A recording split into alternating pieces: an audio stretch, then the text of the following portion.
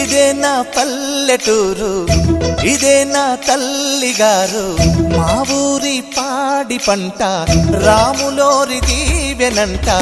తల్లి గోదావరి నీళ్ళు కడిగె సీతమ్మ పాదాలు, ఊరంతా హాయ్ హాయ్ హాయ్, మనసంతా హాయ్ హాయ్ హాయ్. ఇదే నా పల్లెటూరు, ఇదే నా తల్లిగారు, మా ఊరి పాడి పంట రాములోరి దీవెనంట.